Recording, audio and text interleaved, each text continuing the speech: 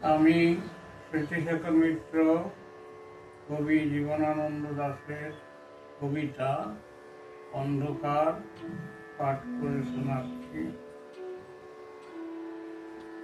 গভীর অন্ধকারের ঘুম থেকে নদীর ছল ছল শব্দে জেগে উঠলাম আবার।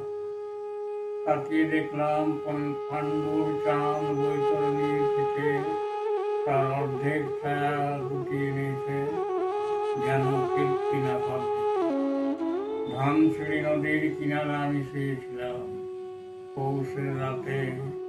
কোনোদিন আর জাগবো না জেনে, কোনোদিন জাগবো না আমি, কোনোদিন জাগবো না। এ নীল কস্তুরী আভার চাঁদ, তুমি দিনের আলো নও, উদ্যম নও, স্বপ্ন নও। হৃদয়ে যে মৃত্যুর শান্তি ও স্থিরতা রয়েছে, রয়েছে যে অগাধ ঘুম, সে আস্বাদ নষ্ট করবার মতো তীব্রতা তোমার নেই।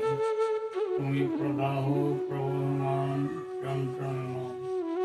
জানো নাকি চাঁদ, নীল কস্তুরী আবার চাঁদ, জানো নাকি নিশি, আমি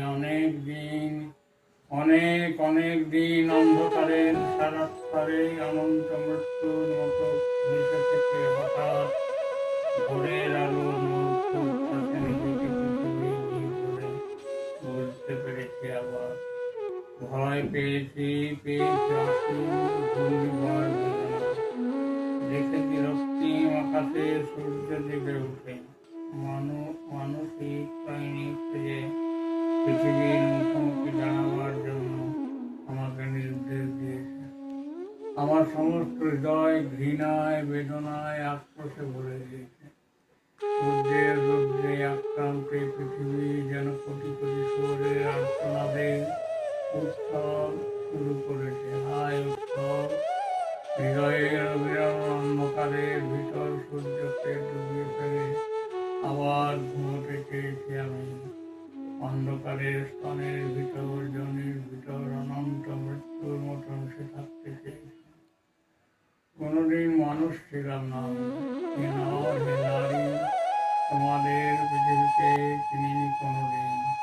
আমি অন্য কোনো নক্ষত্রের জীব নই, যেখানে স্পন্দন, সংঘর্ষ, গতি, যেখানে উদ্যম, চিন্তা, কাজ, যেখানে সূর্য, পৃথিবী, বৃহস্পতি, কাল পুরুষ, অনন্ত আকাশগঙ্গী।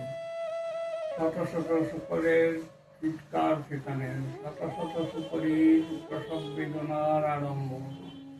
এইসব ভয়াবহ আরতি গভীর অন্ধকারে ঘুমের আস্পাতে আমার আত্মা লালিত। আমাকে কেন জাগাতে চাও? হে সময় গ্রন্থি, হে সূর্য, হে মাঘ নিশীথের ফকির, হে স্মৃতি, হে হিমহাওয়া, আমাকে জাগাতে চাও কেন? অরব অন্ধকারের ঘুম থেকে নদীর ছল ছল শব্দে জেগে উঠব না। তাকিয়ে দেখব না নির্জন বিমিশ্র চাঁদ বৈতরণীর থেকে অর্ধেক ছায়া গুটিয়ে নিয়েছে কীর্তিনাশার দিকে। ধানসিঁড়ি নদীর কিনারে আমি শুয়ে থাকবো ধীরে ধীরে পৌষের রাতে। কোনোদিন জাগবো না জেনে, কোনোদিন জাগবো না আমি, কোনোদিন আর। নমস্কার।